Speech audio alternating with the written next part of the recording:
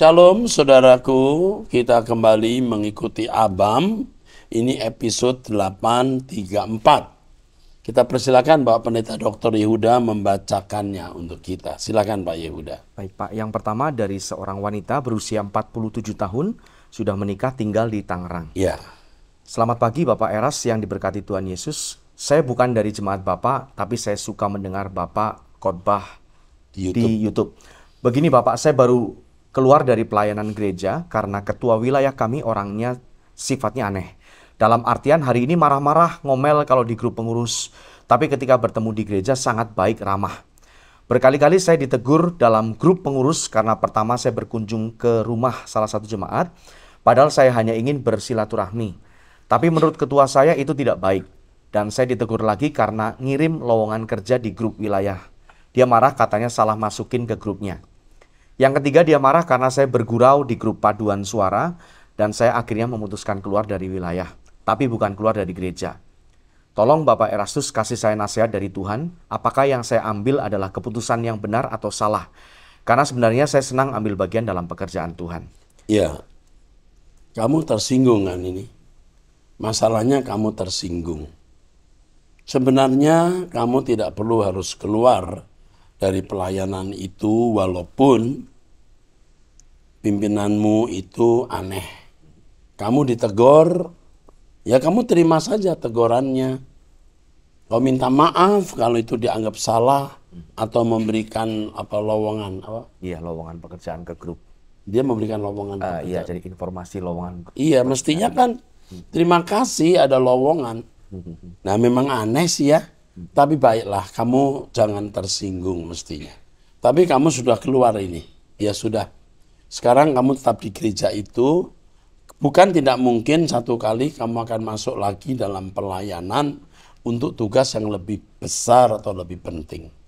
Jangan jadikan masalah ini, ya. Ikuti terus khotbah saya, doa pagi bersama saya. Roh Kudus akan pimpin kamu. Ya. Tapi dengan adanya sifat ketua wilayah kami yang seperti itu, saya tidak ada sukacita dan damai dalam pelayanan ini. Lanjutannya tadi, Iya. Pak. Usia ketua kami di bawah saya, tapi karena dia menjabat ketua wilayah, saya tetap menghormatinya. Apakah saya harus tetap pelayanan walau keadaan di dalam pelayanan saya yang nurut dan patuh? Tolong nasihati saya Bapak Eras. Sekian cerita dari saya. Terima kasih. Tuhan Yesus memberkati. Sebenarnya situasi yang kamu hadapi itu situasi yang mendewasakan. Kalau kamu tetap ada di situ, bukan suatu yang prinsip saya kira ya. Kamu didewasakan lewat situasi itu. Sekarang yang kamu lakukan duduk diam di kaki Tuhan dan menantikan apa rencana Tuhan selanjutnya. Pertanyaan dari seorang pria berusia 28 tahun, menikah, seorang pengusaha tinggal di Jakarta Utara, jemaat GSKI Rehoboth Kelapa Gading. Pak, maaf saya mau tanya isi doa pribadi yang benar dan berkenan di hadapan Tuhan selama 30 menit sampai 1 jam seperti apa Pak? Waktu doa pribadi saya sering sambil mendengarkan lagu rohani Pak Erastus dan sambil berbicara kepada Tuhan. Tetapi pikiran masih belum bisa fokus waktu doa pribadi Pak. Maaf saya mau tanya juga Pak, cara membimbing istri yang baru pindah menjadi agama Kristen bagaimana? Kami menikah belum sampai 1 tahun dan istri sudah dibaptis oleh gereja lain sebelum menikah. Istri mau ikut ke gereja di GSKI Rehoboth Mall Arta Gading setiap hari Minggu. Istri dari kecil menganut agama yang tidak percaya ada Tuhan. Percayanya hanya hukum karma atau hukum alam saja. Dan mertua sekarang masih kuat dalam kepercayaan tersebut. Terkadang suka membahas berbicara tentang kepercayaan mereka kepada saya dan istri, tetapi dalam hati saya sering tidak setuju dengan pembahasan mertua. Mohon masukan dan bimbingan Pak Erastus. Terima kasih banyak Pak, Tuhan Yesus memberkati. Pada prinsipnya doa itu dialog. Bisa diisi dengan percakapan, bisa diisi dengan penyembahan, bisa diisi dengan mendengarkan lagu lalu kita ikut menyembah, lalu bisa mengucapkan kalimat-kalimat yang menyangkut permohonan pribadi. Kalau masih belum fokus, proses. Nanti makin hari kamu akan makin bisa fokus. Tapi harus dibiasakan berdoa itu. Lalu bagaimana membimbing istri yang baru pindah agama? Terutama kelakuanmu. Kelakuanmu harus menunjukkan kehidupan Kristen yang sejati. Cara itu yang paling efektif membimbing orang ke jalan Tuhan. Perkataan sia-sia kalau tidak disertai perbuatan atau buah hidup. Adapun menghadapi mertua, jangan banyak bicara, banyak mendengar saja, jangan komentari jika hal itu malah membuat kamu mengkhianati iman kamu. Minta hikmat Roh Kudus bagaimana mengomentari ketika mertuamu membicarakan mengenai hal agama yang tidak sealiran dengan kamu. Oke. Dari seorang pria berusia 46 tahun, menikah, tinggal di Bitung, Sulawesi Utara. Ya. Shalom Bapak Pendeta Erastus, saya sudah ikut pengajaran Bapak dari 2010, tahun 2010 waktu itu bekerja dan tinggal di Jakarta. Singkat cerita, saya sekarang sudah tinggal di Bitung, Sulawesi Utara semenjak pandemi COVID. Nah, sekarang saya rindu bisa punya komunitas home. Apakah di Bitung sudah ada? Kalau belum ada, rindu bisa ada komunitas home di Bitung. Jadi semoga dengan pertanyaan ini orang-orang Bitung yang mendengar bisa menghubungi saya, biar bersama-sama kita membentuk komunitas home yang punya dasar pemahaman firman yang sama. Karena saat ini gereja yang saya ikut tidak sepaham dengan ajaran dari Pak Eras. Oke. Iya. Jadi itu membuat saya juga tidak sejahtera dan juga kurang maksimal mau melayani bersama di gereja. Mungkin ini dulu yang bisa saya sampaikan. Terima kasih Pak Eras dan tim. Oke, dengan usiamu yang cukup matang dan tulisan ini, saya merasa kamu bisa membuka home ya atau House of Truth. Maka bisa dihubungi nomor telepon ini ya. Bernama Victor. Victor usia 46 tahun 0812 80 50 1143. Mau tidak mau kita nggak bisa dengan cara lain. 0812 80 50 1143. Siap Victor, kamu akan dihubungi orang dan membuka House of Truth atau Hot atau membuka home. Nanti kamu hubungi kami di sini akan membimbing kamu bagaimana membuat Hot House of Truth atau membuka home.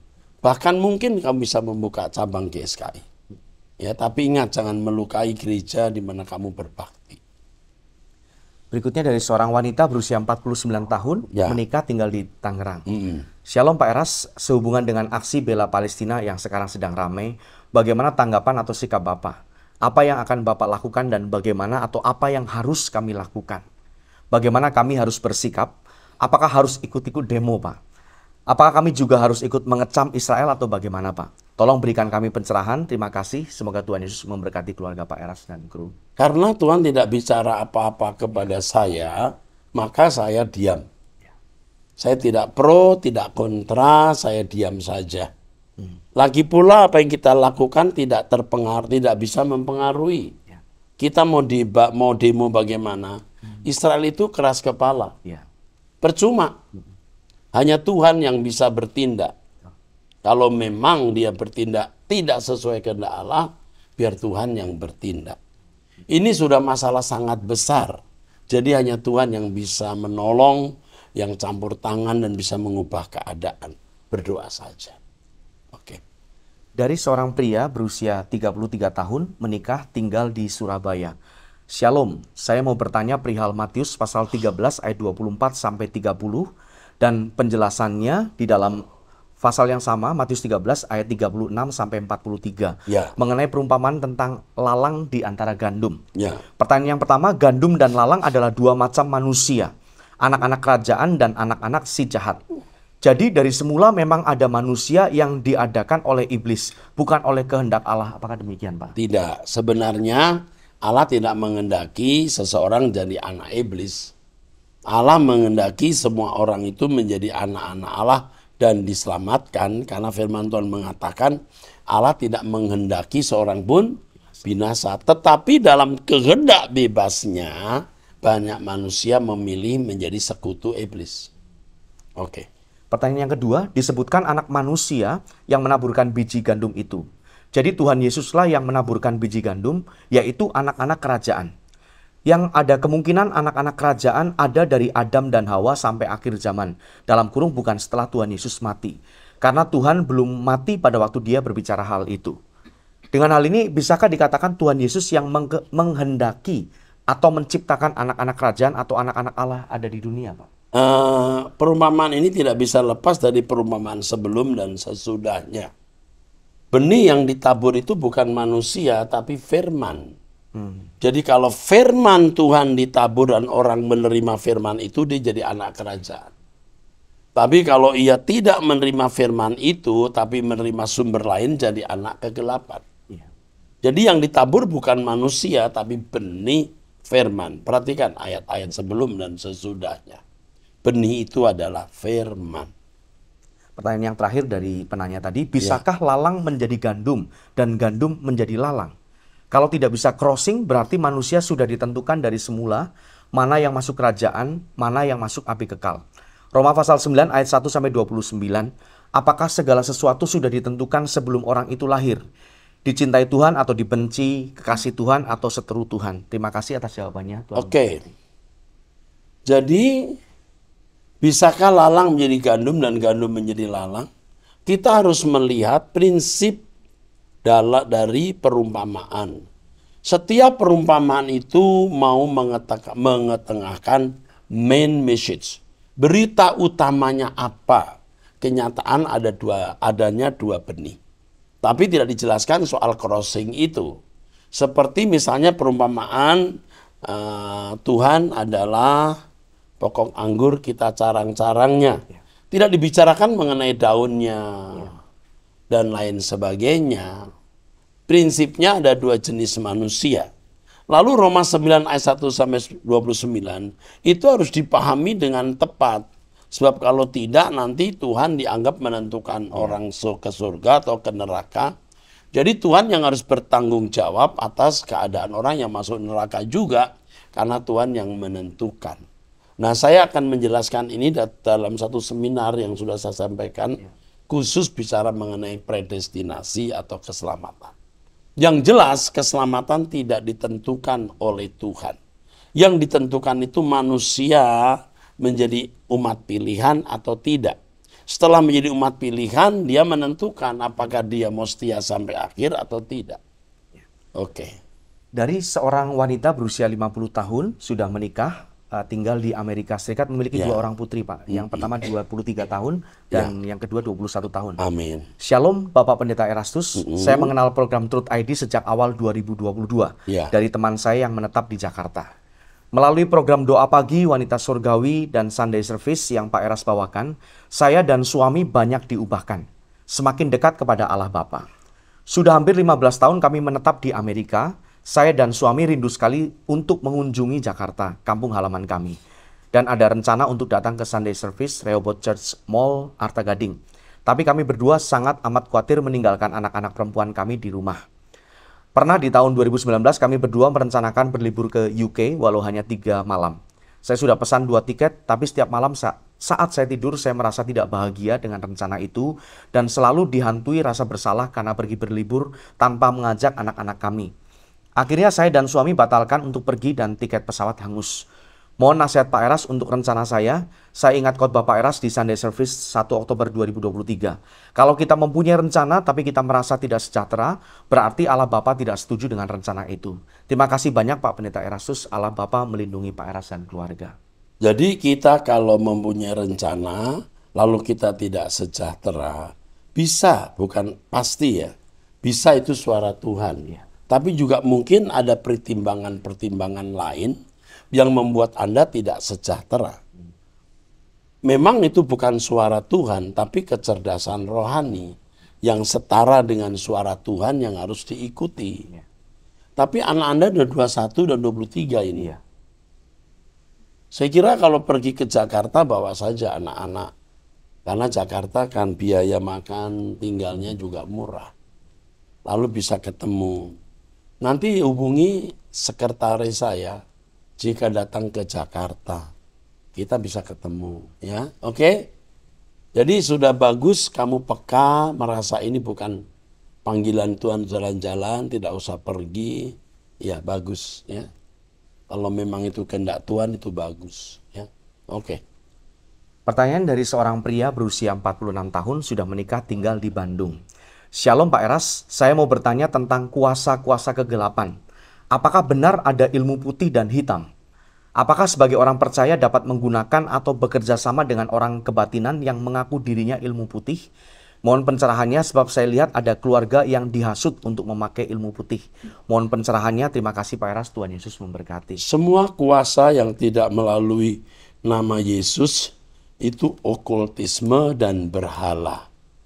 Mau ilmu putih, ilmu hitam, ilmu loreng, tetap ilmu yang bukan dari Allah, dan mestinya orang Kristen tidak ikut terlibat.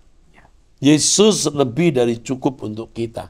Tidak perlu kuasa lain.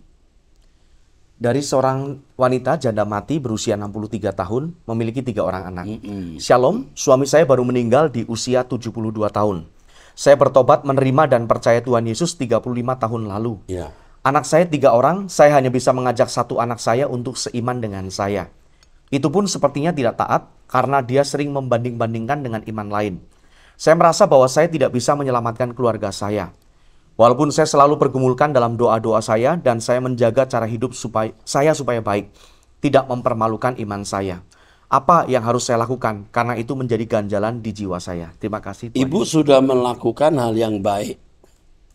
Ya, menjadi kesaksian melalui perbuatan. Ibarat orang main catur ini belum sampai skakmat. Ibarat orang berlari belum sampai finish. Tetaplah tekun. Berperilaku indah sebagai anak-anak Allah, dan kiranya itu menggarami anakmu. Semua ada waktunya. Yang penting kita tekun. Amin. Berikutnya dari seorang wanita Pak berusia 53 tahun, Ya. sudah menikah, tinggal di Jakarta. Ini bukan pertanyaan, hanya satu permohonan begitu Pak. Agar Pak Eras minimal 1 atau 2 hari seminggu, 1 atau 2 hari dalam seminggu off atau staycation begitu Pak. Dalam kurung maaf, bukan mau mengatur.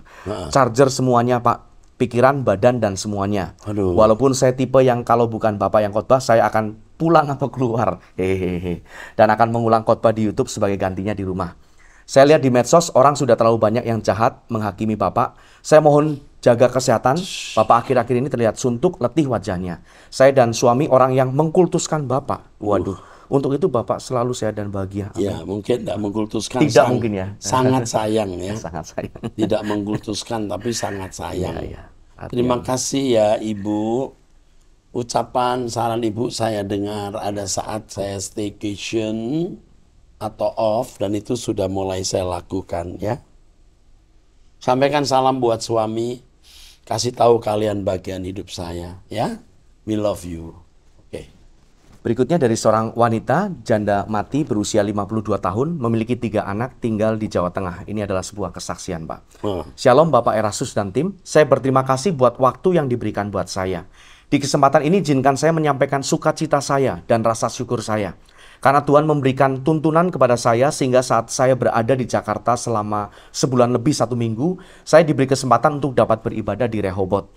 Dan bukan cuma ibadah tiap minggu, saya juga diajak mengikuti seminar dan semua rangkaian ibadah yang diadakan di Rehoboth. Mulai dari tiap Selasa Suara Kebenaran, ikut ibadah wanita di Kirana, hingga ibadah Padang di Sukabumi, ikut Batak Bermazmur, ikut ibadah Jumat, doa bersama. Saya selalu dapat tempat di depan, di bawah, hingga tiap Sabtu seminar Logos. Walau sebulan di sana, saya merasa sangat beruntung karena dapat mengenal kebenaran dan mengenal Yesus. Terlebih tentang Logos. Intinya saya sangat beruntung mengenal kebenaran yang hakiki. Terima kasih Pak Eras buat penjelasannya tentang Logos. Terima kasih juga sudah memperjuangkan kami agar kami bisa sampai pada langit baru, bumi baru. Ya.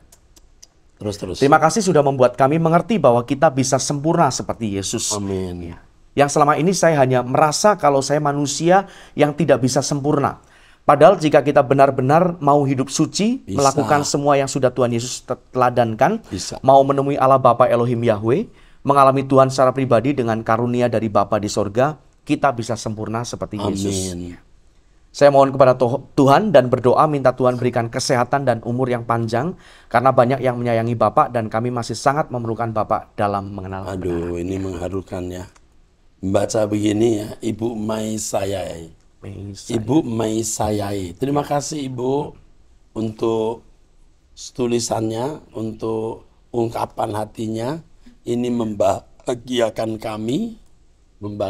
kami dan memberi kekuatan. Terima kasih. Dari seorang wanita berusia 52 tahun, Sulawesi Selatan. Shalom Pak Eras, saya pengikut Suara Kebenaran sudah mau 2 tahun dari doa pagi dan semua ibadah-ibadah dari Pak Eras dan Pak Wignyo dan beberapa pendeta GSKI lainnya yang membawa dampak buat perubahan karakter saya. Saya tidak mau bertanya, hanya menginfokan bahwa pekerjaan Roh Kudus nyata bagi hambanya Pak Eras kalau khotbah. Bisa kontak sama Pak Wignyo. Jadi ada seperti tidak janjian gitu Pak, kesamaan. Ya. Contohnya tanggal 5 November sama-sama bilang maling teriak maling. Masih banyak lagi yang lainnya. Teruslah membawa kami migrasi ke LP3. Pak Eras, we love you. Oke. We love you too. We love you too. We love you too. Terima kasih untuk ungkapan isi hatinya ini. Ini juga memberi penghiburan buat saya. We love you too. Sincerely. Berikutnya dari seorang wanita berusia 49 tahun, menikah tinggal di Salatiga. Shalom Bapak Pendeta, saat ini saya dalam masalah hutang yang sangat banyak dan sudah berbagai cara saya usahakan, tapi tidak ada hasil. Saya membaca di Google ada tawaran benda yang bisa menarik uang itu tanpa jampi-jampi. Aduh, enggak boleh.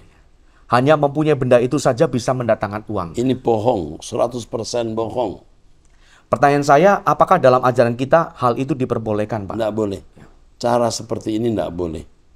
Itu baru satu dari sekian banyak cara-cara yang disajikan untuk menarik uang dengan cara mudah.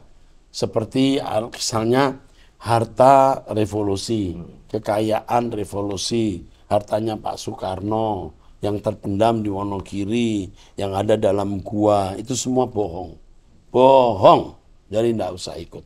Oke. Ya. Baik, selanjutnya dari seorang pria berusia 35 tahun, belum menikah, tinggal di Bangka Belitung. Shalom Pak Eras, mengapa kita orang Kristen Protestan tidak mengakui gelar santa atau santo seperti orang Katolik?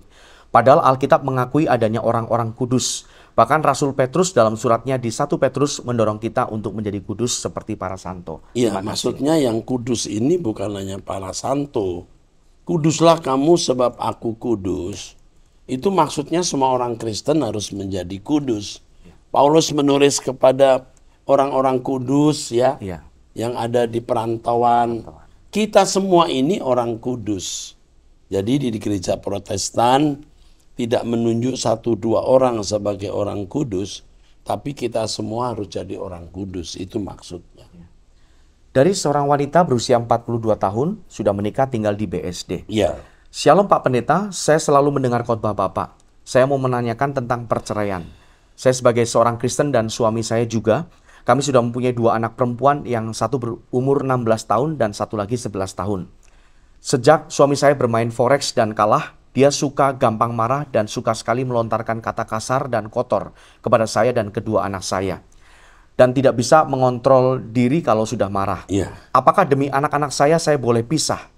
Orang tua saya tidak mau anggap saya anak kalau saya mau bersama dengan suami saya. Saya bingung harus bagaimana. Terima kasih, Tuhan Yesus memberkati. Kalau menurut saran saya, kamu jangan cerai dulu, ya. Kamu tahan rumah tanggamu. Jangan sampai anak-anakmu tidak memiliki papa, itu jadi aib. Dan Tuhan tidak menghendakinya. Sekarang kamu bertahan dulu. Mengenai orang tua ya kamu tidak usah pikirkan dulu. Yang penting kamu melakukan yang Allah kehendak. Itu. Nah kalau suamimu jadi sakit, ini sakit jiwanya, ya, karena kalah forex, uang habis. Kamu harus memahami dan menerima dia bukan sebagai orang sehat, tapi kamu harus memahami dan menerima dia sebagai orang sakit. Nah jiwa besarmu akan tambah ketika kau menerima dia sebagai orang sakit. Tetaplah bersama dengan suami ini, tunggu pertobatannya, dan tunjukkan buah hidup yang baik. Kamu akan menyesal kalau cerai secepatnya ini. Ada permohonan doa dari seorang wanita, Pak, berusia 36 tahun, sudah menikah, tinggal di Jakarta. Shalom Bapak Pendeta Erastus, saya ingin memohon doa Pak Pendeta untuk suami saya bernama ini, ya, yang besok pagi akan mengikuti tes masuk SESPIM, Sekolah Kepemimpinan. Kiranya hanya Tuhan Yesus yang pimpin dan mengirim malaikat-malaikat sorgawi untuk mendampinginya dari awal tes hingga akhir. Terima kasih. Biar kehendak Tuhan yang jadi atas pria ini. Lindungi dan berkati ya Bapa. Amin. Berikutnya dari seorang pria berusia 25 tahun masih single. Shalom Pak, mohon sarannya. Saya baru-baru merasa kecewa dengan seorang perempuan yang saya sukai Pak. Kecewanya begini, saya sudah lama berteman dekat dengan dia, kurang lebih 2 tahun. Awalnya dia yang pertama sekali menyukai saya Pak. Dan saya pada waktu itu belum ada rasa suka sama dia. Tapi dia sering memberi kode sama saya bahwa dia suka sama saya Pak. Bahkan sampai dia sering menghubungi saya, video call saya Pak. Dan dia pernah bilang sayang sama saya Pak. Tapi saya belum begitu merespon dia. Singkat cerita, baru-baru ini saya menyatakan perasaan sama dia bahwa saya suka sama dia Pak. Tapi dia malah bilang kita berteman saja, tidak lebih dari situ Pak. Saya jadi kecewa sama dia, padahal saya sudah mencintai dia Pak. Dan di setiap doa saya selalu mendoakan dia dan bertanya sama Tuhan apakah dia jodoh saya atau tidak Pak. Apa yang harus saya lakukan? Apakah saya harus tetap mengejar dia atau bagaimana Pak? Mohon petunjuknya, terima kasih. Mohon maaf jika pertanyaan saya ini agak sedikit bucin Pak. Nggak gini loh, kalau dia sudah mengatakan berteman saja, lalu kamu maksa pacaran, itu kan kamu tidak memiliki harga diri. Sebaiknya ya kamu oke deh kita berteman saja. Usia masih 25 tahun, laki-laki ya. Laki-laki. Kau masih punya kesempatan banyak. Iya. Kamu akan menyesal. Wanita ini tidak stabil, hari ini bilang cinta atau menunjukkan sayangnya, besok berteman saja. Waduh. Yang begini mungkin harus kamu hindari. Jadi kamu jangan terpaku kepada wanita ini. Itu jawaban saya. Arahkan pandanganmu masih luas ya. Ya, pokoknya lagunya naik-naik ke puncak gunung. Kiri kanan kulihat saja banyak pohon cemara. Kamu lihat kanan kiri ya, nanti Tuhan akan tunjukkan. Bukan wanita ini, karena dia jelas mengatakan dia hanya mau berteman. Ya, jangan kamu menjatuhkan harga dirimu ya.